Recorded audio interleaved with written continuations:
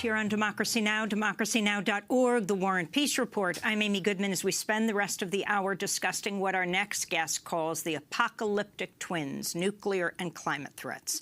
This week, NBC News reported President Trump called for a nearly tenfold increase in the U.S. nuclear weapons arsenal during a meeting with high-ranking military leaders. It was after this that Secretary of State Rex Tillerson reportedly called Trump a moron.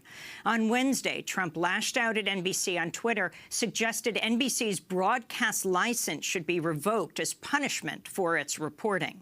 Today, Trump is slated to announce the U.S. will decertify the landmark 2015 Iran nuclear deal, although it appears Trump's now backed away from his plans to withdraw from the U.S. from the deal entirely. Instead, the White House expected to instruct Congress to leave the agreement intact for now after he came under enormous domestic and international pressure not to unravel the landmark deal.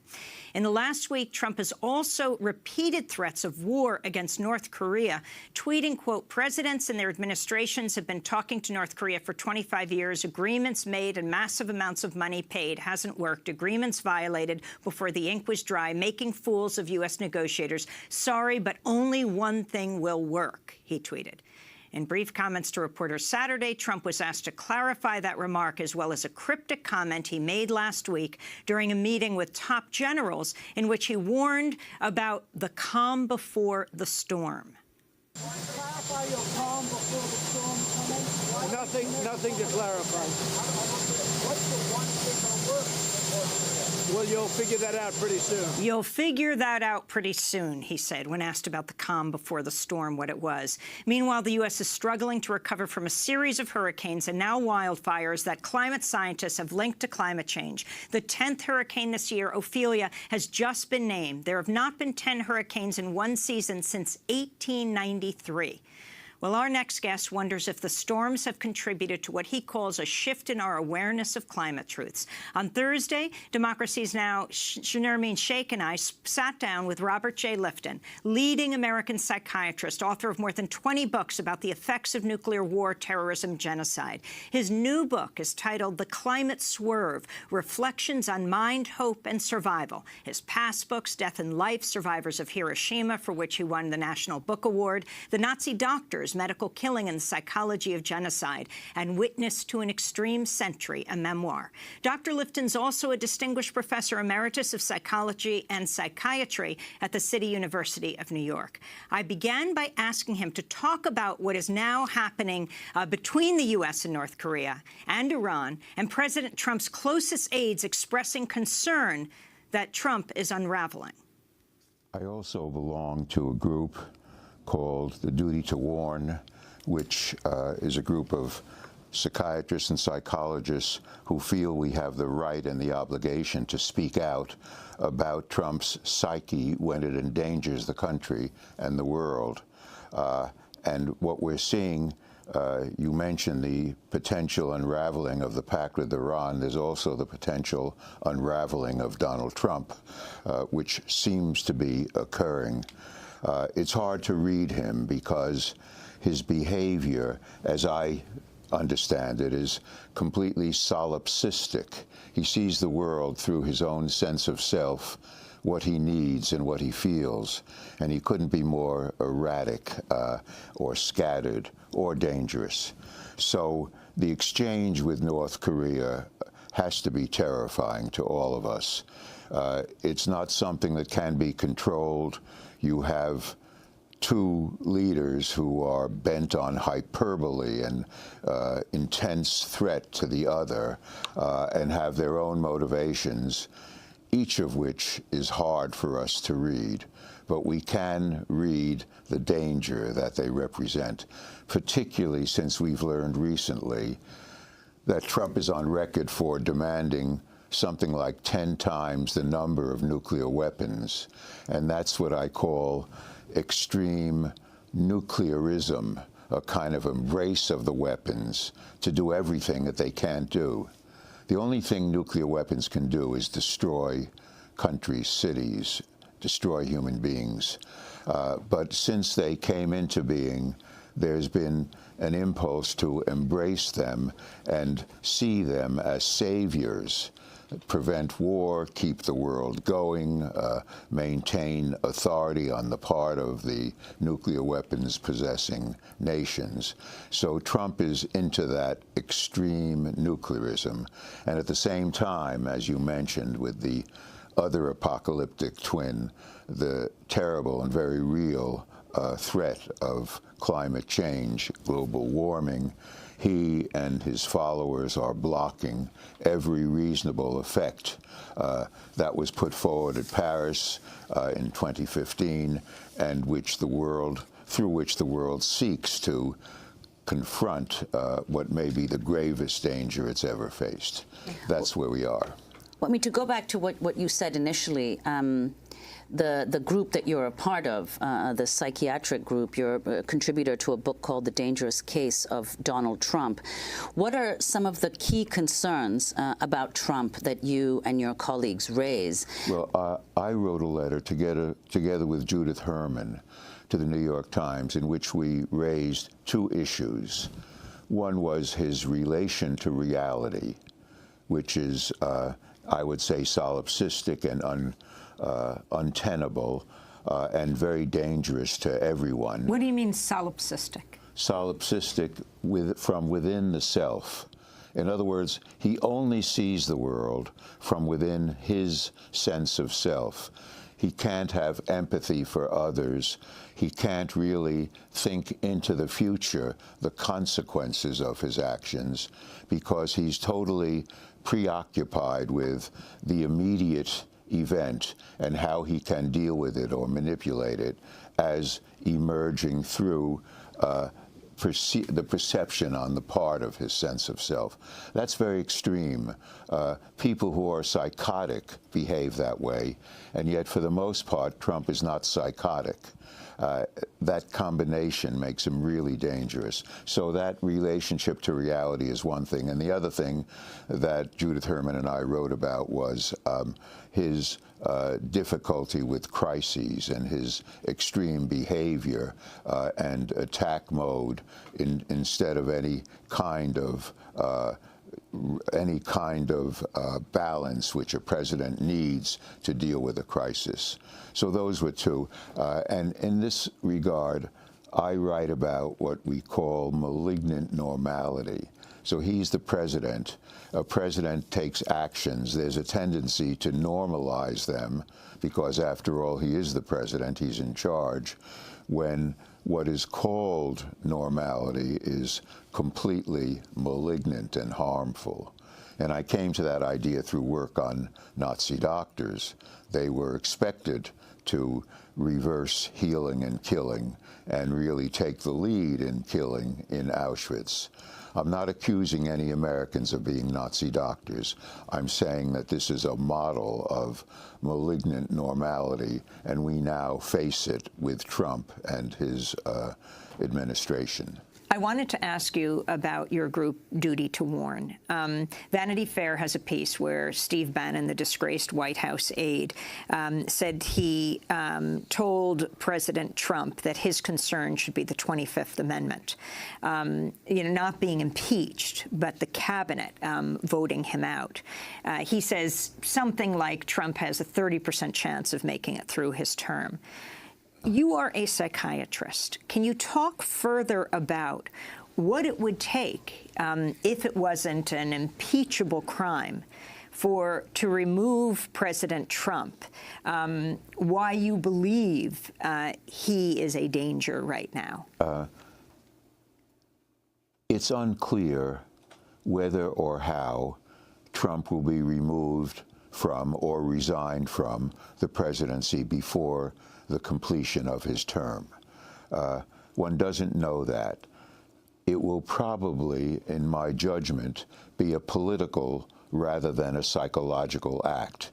I mean, one could take the 25th Amendment, and his cabinet and vice president could attest to his unfitness for being president. But the cabinet are his appointees. Yeah, it doesn't seem very likely, does it? But rather, what's happening now is that there's a dialogue between this psychiatric group and Congress people in which we are bringing information about Trump's unfitness, which becomes part of the political dialogue. It will probably Are you talking to Congress members? Yes, yes. People from this group are talking to Congress people.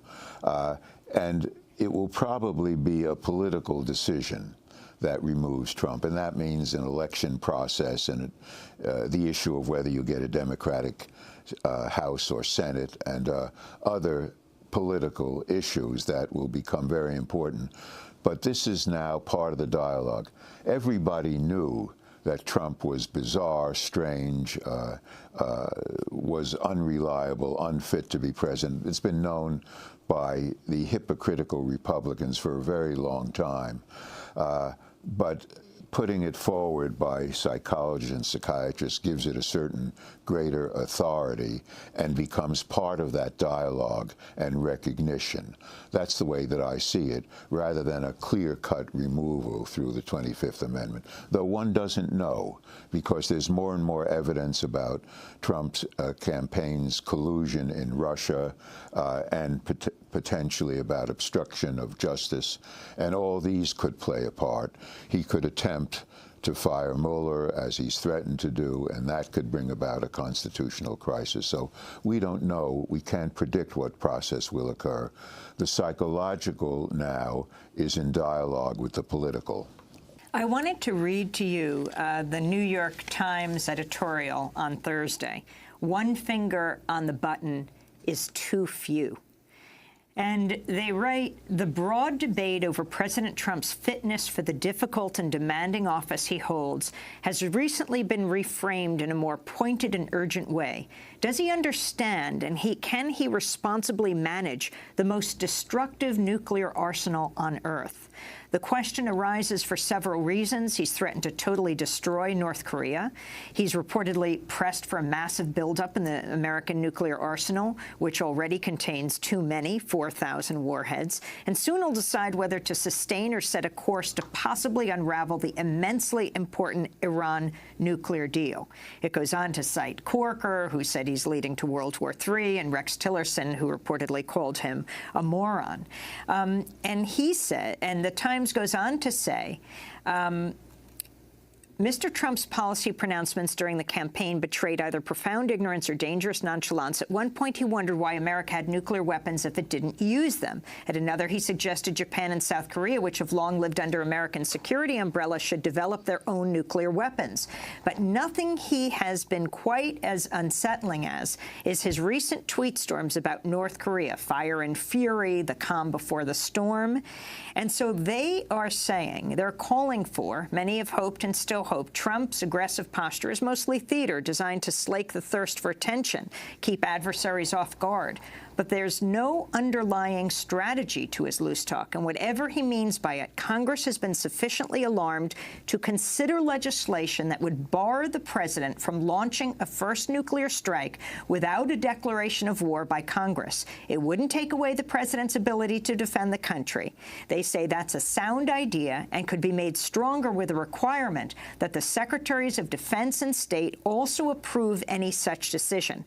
As things stand now, the Atomic Energy Act of 1946, passed when there was more concern about trigger-happy generals than elected civilian leaders, gives the president sole control. He could unleash the apocalyptic force of the American nuclear arsenal by his word alone and within minutes. Well, any restriction on the president, any president, but especially Trump, on his capacity to initiate a nuclear war, any restriction on that is profoundly desirable. It's a strange world, to say the least, when the generals are there to restrain the civilian. The generals are, on the whole, known for their military restraint. There are exceptions. With the Vietnam War, as you know, it was initiated by civilians, the best and the brightest, as it was called. The military was at first a little reluctant, then entered it and became corrupted by it, and created what I came to call atrocity-producing situations. That could happen here, too, with the generals who are ostensibly restrainers allowing him, being unable to prevent him from initiating some form of war, being themselves drawn in and then corrupted by it. That's a really dangerous sequence. Anything that holds that back or in check is desirable. This year, the Nobel Peace Prize was awarded to ICAN, the International Campaign to Abolish Nuclear Weapons.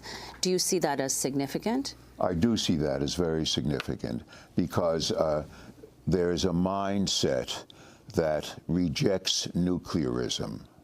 Nuclearism is the embrace of weapons to, as I said before, to do all the things they can't do and to utilize them instead of what should be utilized in the way of peacemaking. So giving the Nobel Peace Prize to a group that seeks to outlaw all nuclear weapons recognizes that mindset, the critical mindset toward nuclear weapons. And, you know, I was part of the anti-nuclear movement, still am, but particularly the doctor's role in anti-nuclear work. And I think we have reason to believe that the whole anti-nuclear movement from all directions was a significant factor in preventing the use of nuclear weapons since Nagasaki in 1945. It doesn't mean that we're on fine ground with nuclear weapons. It's still extremely dangerous, as we're discussing. But the prevention of their use was certainly influenced by anti-nuclear movements and a rejection of nuclearism. Your work with bringing out the voices of the Hiroshima and Nagasaki victims, I wanted to turn to one of those victims. In fact, when we interviewed ICAN after they won the Nobel Peace Prize, they talked about the voices of the Hibakusha being so critical. In 2016, we spoke to Setsuko Thurlow, a survivor of the U.S. bombing of Hiroshima, August 6, 1945, now an anti-nuclear activist who works as a social worker in Toronto, Canada, serving Japanese-speaking immigrants. She described that day, August 6, 1945. I was a 13-year-old grade 8 student at the girls' school, and I was mobilized by the Army, like, together with a group of about 30 schoolmates, and we were trained to act as decoding assistants. And that very day, being Monday, we were to start the day's work as a full-fledged decoding assistant.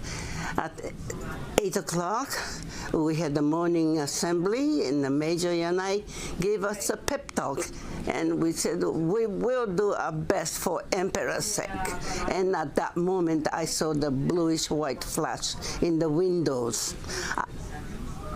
I was on the second floor of the wooden building, which was 1 mile or 1.8 kilometers away from the ground zero. And after seeing the flash, I had a sensation of floating in the air. All the buildings were flattened by the blast and falling, and obviously the building I was in was falling, and my body was falling together with it. That's the end of my recollection. That was Setsuko Thurlow. She was a survivor of the U.S. bombing of Hiroshima. And in your book, The Climate Swerve, Reflections on Mind, Hope, and Survival, you talk about the apocalyptic twins, nuclear and climate threats. Talk about this voice. Well, most of the Hibakusha have died out at this point. Survivors have a special form of witness.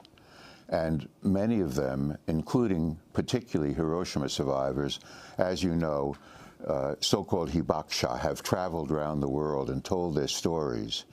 And that does us a service, and it does them a service as well, because it gives meaning to an otherwise intolerable kind of experience. They sense that they know something that the rest of us don't know. And what they know, what they've learned, is the capacity of our technology, our weaponry, to destroy our entire species and much of the planet. They know that in a visceral way, in a way that we don't know. Dr. Robert J. Lifton is a leading American psychiatrist, author of more than 20 books. His latest, The Climate Swerve, Reflections on Mind, Hope, and Survival. When we come back, I ask him about climate change, which he's called the apocalyptic twin of nuclear war. Stay with us.